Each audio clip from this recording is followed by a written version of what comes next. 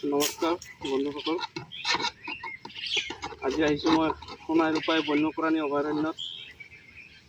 আজি ইয়াতে সাপ কেইডাল ৰিলিজ কৰিম। এই সোণাই ৰূপাই বন্যপ্ৰাণী অভয়াৰণ্যত যিমান সাপ মই ৰেস্কিউ কৰোঁ চব ইয়াতে আনি পেলাই ৰিলিজ কৰোঁ।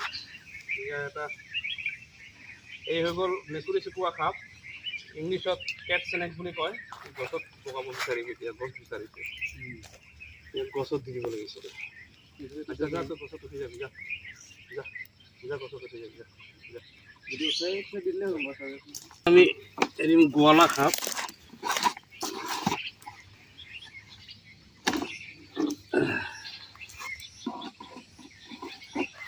বেণ্ডেড ক্ৰাইট,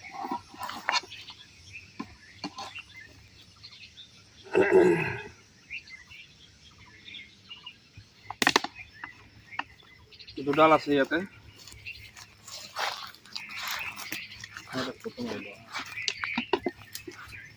এই যে এডাল,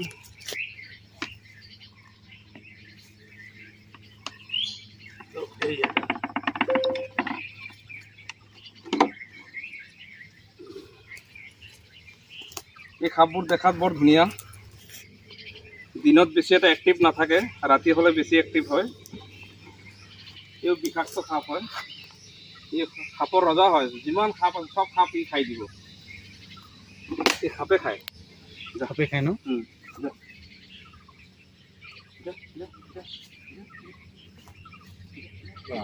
জঁপিয়াই যায় নেকি?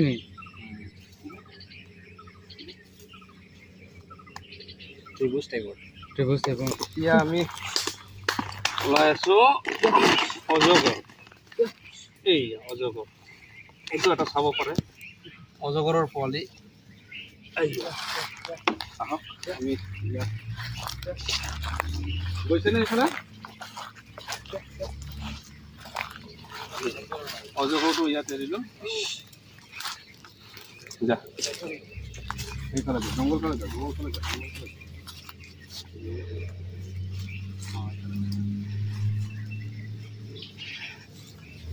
হৈছে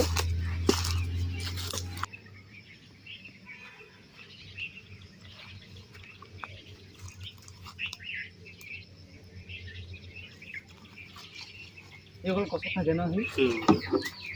এতিয়া আমি যিটো সাপ সোমাই আছোঁ, এই হৈ গ'ল ফেটি সাপ।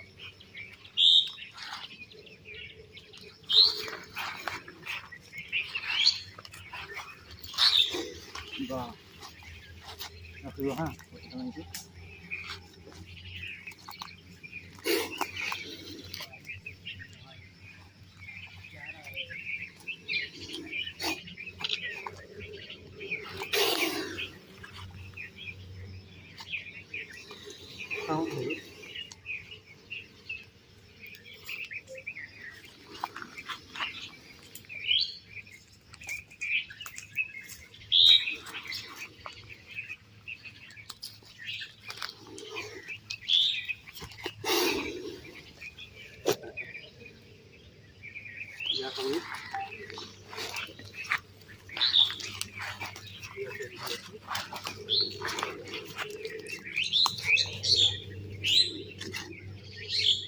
বহুত ফাষ্ট ন?